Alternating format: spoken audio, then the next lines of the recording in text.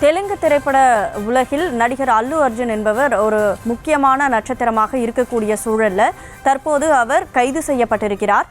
தொடர்ந்து இந்த சந்தியா திரையரங்கில் ஏற்பட்ட கூட்ட நெரிசலில் பெண் ஒருவர் கூட்ட நெரிசலில் சிக்கி உயிரிழந்ததை தொடர்ந்து பல்வேறு சர்ச்சையான கருத்துகளும் கூட சமூக வலைதளங்களிலும் பல்வேறு முக்கிய நபர்களும் தெரிவித்திருந்தார்கள். அந்த சர்ச்சை தொடர்பான விஷயங்களை தற்போது பதிவு பண்ண முடியுமா சிவபிரகாஷ்? அதாவது இந்த புஷ்பா 2 திரைப்படம் மற்றும் அந்த விபத்து, அதன் காரணமாக ஏற்பட்ட உயிரிழப்பு, அதன் பிறகு தற்போது நடிகர் அல்லு அர்ஜுன் கைது. இந்த விஷயம் ஒரு சாதாரணமாக பார்க்கும்போது எத்தனையோ பெரிய பிரச்சனைகள் நடக்கின்றன, அதில் ஒன்றுதான் இது. ஆனால் அப்படி கிடையவே கிடையாது. இந்த சம்பவத்தை பொறுத்தவரையிலும் நடிகர் அல்லு அர்ஜுன் எவ்வளவு பெரிய நடிகராக வேண்டும் என்றாலும் இருக்கலாம். ஆனால் அந்த நடிகர் என்பது அந்த திரையிலும் அந்த திரையரங்கிற்குள் மட்டும்தான். ஆனால் வெளியில் வந்த பிறகு அவரும் ஒரு சாதாரண குடிமகன் தான் என்பதனையும், யார் தவறு செய்தாலும் சட்டம் நடவடிக்கை எடுக்கும். அதிலும் மிக முக்கியமாக அரசாங்கம் இதனை பார்த்துக் கொண்டு சும்மா இருக்காது என்பதனை நிரூபிக்கும் வகையில் தான் தற்போது இந்த நடவடிக்கைகள் எடுக்கப்பட்டிருக்கின்றன. அதிலும் மிக முக்கியமாக தென்னிந்திய சினிமா என்பதே ஒரு மிகப்பெரிய ஒரு கொண்டாட்டங்களின், இந்தியில் கூட அந்த திரைப்படம் வசூலை குவித்திருக்கின்றது. அந்த அளவிற்கு ஒரு கொண்டாட்டங்களை முன்வைத்து இருக்கக்கூடிய இந்த திரை நட்சத்திரங்கள் மிகப்பெரிய அளவில் கொண்டாடப்படுகின்றனர்.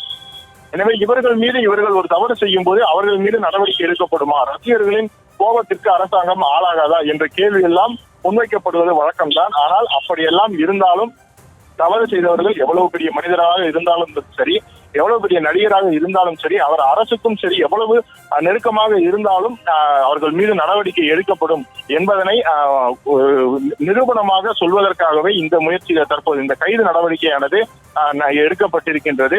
இது தெலுங்கு சினிமாவில் மட்டுமல்ல, தமிழ் சினிமா உள்ளிட்ட அனைத்து திரையுலகங்களுக்கும் இது ஒரு முன்மாதிரியான வழக்கு என்பதை அதன் காரணமாகத்தான் கூறுகிறார்கள். திரையுலக கருத்தை பொறுத்தவரையிலும் இந்த சினிமா செலிபிரேஷன் என்பதையே மிகப்பெரிய அளவில் அதனை கட்டுப்பாட்டுக்குள் கொண்டு வர வேண்டும் என்பதனை தென்னிந்தியாவில் இருக்கக்கூடிய இந்த 4 மாநிலங்கள் இருக்கக்கூடிய அரசுகள் மிகவும் கடந்த ஒரு வருடமாக மிகவும் பிரயத்தனப்பட்டு வருகின்றனர். அது தமிழ்நாட்டில் தொடங்கியது. இந்த வாரிசு மற்றும் துணிவு ஆகிய 2 திரைப்படங்கள் ஒன்றாக வெளியான போது ஏற்பட்ட உயிரிழப்பு தான் தமிழ்நாட்டில் அந்த ஒரு ஒழுங்கை கொண்டு வந்தது. அதன் பிறகுதான் இந்த அதிகாலை சிறப்பு காட்சிகள் நீக்கப்பட்டு 9 மணிக்கு முதல் காட்சி என்பது கொண்டு வரப்பட்டது.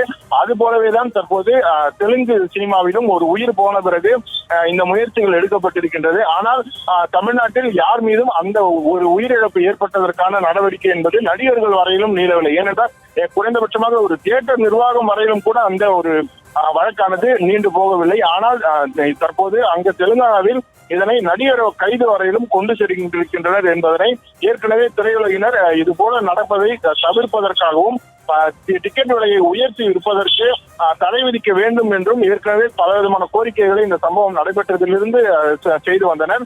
அதன் காரணமாகவே தெலுங்கானாவின் அமைச்சர் இது போல இனிமேல் சிறப்பு காட்சிகளுக்கு அனுமதி அளிக்கப்படாது என்று ஏற்கனவே கூறியிருந்தார். அந்த வகையில் தான் தற்போது அல்லு அர்ஜுன் மீதும் நடவடிக்கை எடுக்கப்பட்டிருக்கின்றது. எனவே இந்த நடவடிக்கைகளின்படி இனிமேல் ஒருவர் சிறப்பு காட்சியை திரையிட வேண்டும் என்று போய் சொல்ல முடியாது. அப்படியே வேற ஏதாவது சிறப்பு காட்சிகளை சாதாரண நேரத்தில், அதாவது 9 மணியிலிருந்து இரவு 10 மணி வரையிலும் திரையிட வேண்டும் என்றாலும் அதற்கு தேவையான சட்ட திட்டங்களுக்கு உட்பட்டு அதற்கு தேவையான முயற்சிகள் அனைத்தையும் எடுக்கப்பட்டு பாதுகாப்பான அளவில் அதனை செய்ய வேண்டும் என்பதற்கு உதாரணமாகவே இந்த வழக்கு அமைந்திருக்கின்றது. நடிகர் அல்லு அர்ஜுன் கைது செய்யப்பட்டது தொடர்பான முழு விவரங்களை வழங்கியதற்கு நன்றி சிவபிரகாஷ்.